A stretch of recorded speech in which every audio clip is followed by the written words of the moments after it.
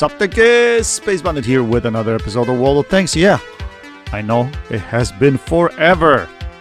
It has been forever, but we are in T57 Heavy in this one. And this is actually one of the more recent games, guys. It was an interesting game, man. Like, I don't know. I've watched some of the Clone Guys videos lately, and you know, a lot of people are complaining about new matchmaker and stuff like that. Like, I don't know, because like I haven't played the game in a long time. But I gotta say, when I played in this session anyway, my win rate was actually really, really good. I played, I think, on a Friday evening, and my win rate was like over 60%, I think. Like, it wasn't bad at all. Like, it wasn't anything that I would consider a lot different than from what I, you know, played before. But again, I don't play at different times of the day. I don't play during the weekdays. Actually, I barely play. So maybe, you know, player population during the time I was playing was pretty decent. I don't know. But one other thing I was surprised about too is like T57 Heavy has 440 alpha now. Damn. Good job, Wargaming. Why give it more alpha? This tank is already crazy good. Why give it more alpha? So, look at the distribution of my team. And I don't know if that's meta or something, but like everyone's going to Banana Road. I guess everybody wants to, you know, do good old shooterama. Me in a T57 Heavy, I have some armor, but not that much armor. So instead I would prefer going up the hill. And I was going to drop off, but since I noticed this Martian's going up there, so I'm going to go up there as well. Just to see what's going on. I see a lot of opposition tanks sitting in G, you know, 7. So maybe we don't have a lot of tanks coming up here. And if that's the case, we're going to use advantage of T57 Heavy with that rate of fire and quick reload. We're going to try to dispose of them. Unfortunately, our first shell goes above Udis, so that's not a good start to the game. But now we're going to try to poke around this castle here and see if we can put some shells to this heavy tank. New tank line, I see. M6Y. I think I'm going to grind some of that as well. I'm going to try this tank. I mean that tank line, to see if they're any good. I was thinking about it, so I think I'll do it. Anyway, we put a few shells into that guy. And now we're going to check this side to see if there's anybody else trying to approach me from behind. But it looks like there's nobody here. It's actually really surprising, because back in the day when I played, this area was very heavily contested. And it's a key area on the map, because once you clean up the castle area, you have shots down onto the entire map from the top here. So I don't know. I don't know why opposition neglected this, but I didn't.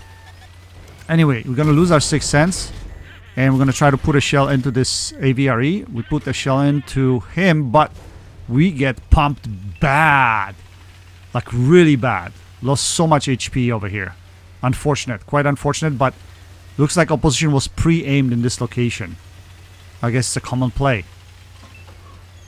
So, yeah. That wasn't the greatest play on my part. But we're going to try to reset, reboot. We still have 700 HP left, so we're going to try to play it a little bit more cautious. We'll poke out quickly just to see if we get spotted. I think that was the idea here. And I'm going to try to minimize the amount of my tank visible. And there's a bush here. We see this T30. We're going to put a few shells into him. But we get spotted again, so we're going to pull up right there. Now, I don't know what our Martian is doing down the bottom. He decided to take the fight to the opposition all by himself. Or maybe he was thinking I'm going to help him. I'm sorry, bud, but, you know, I don't think that strategy would have worked. Even us two against a bunch of opposition tanks, there's no way we would have been able to do anything. And I would prefer just to take sneaky shots like that in order to drain the opposition down a little bit. So we put 2 shells into this Conqueror. And now we have to be really careful, because whoever killed our Martian is going to be approaching this area sooner rather than later. So we're still going to look for a couple of shots over here maybe, but we can't see anything. And now we know someone's probably coming on our behind. So we're going to try to get away from here. And there it is. I was like, It's not good. And it's object 268. Boy, he could have pumped me easy. Put a shell in my ass, I would have been dead. Just right there and then. So it was good timing of me just to get away. Just in time.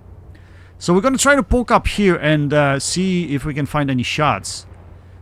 I know that object is coming behind me, but he's a one-shot. So even if I put a couple shells into whoever was down there, I would still save a shell for this object. And now I know, I'm pretty sure he's coming. So we're going to check up on this area. And to see, yeah, there he is. So he's coming up.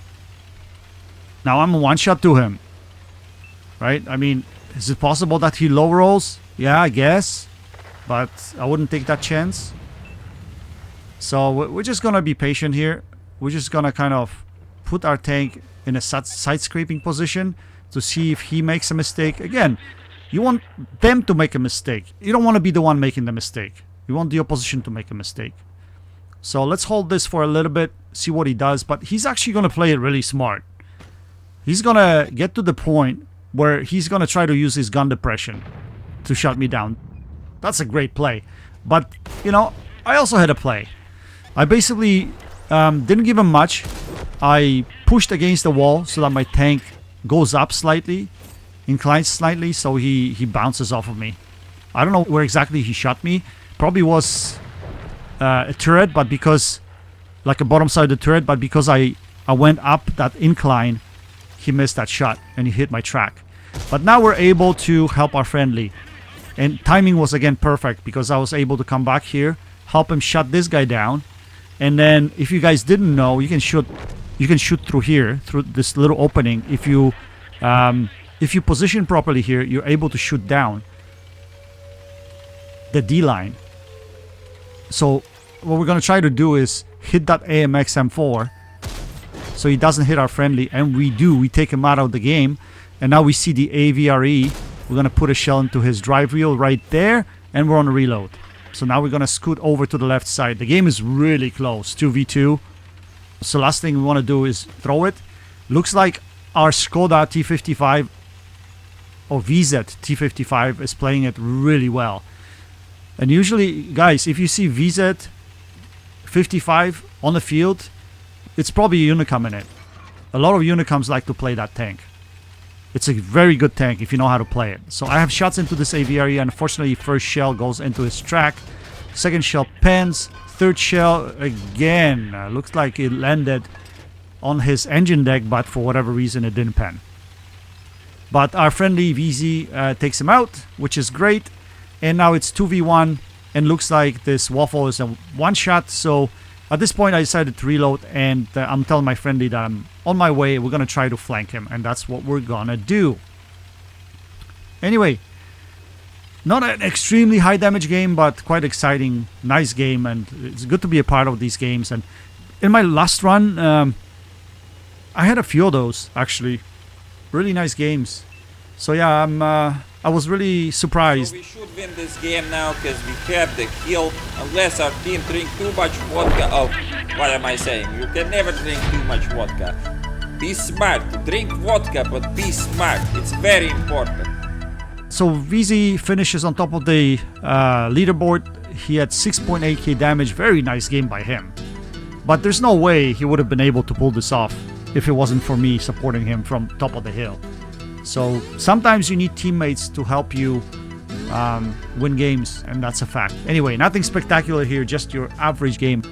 Now, if top of the hill would have been busy with opposition tanks, obviously I wouldn't go up. I would probably take my shots and run away to the bottom of the hill again and probably reset and get in a range where my friendlies are so they can support me and fight from there. But this turned out good. Because of T57 Heavy's ability to pump these rounds out, right? Especially at 440 alpha. It's ridiculous. So if you find yourself 1v1 with anything, you pretty much should be able to win that encounter. Anyway, guys, I hope you enjoyed this video. Until next time, happy tanking. Space Bandit. Check it out. I got to throw on and go on. You know I got to flow on. Select us on your radio players. Cause we're friendly for ozone. But that's not us, so hold on.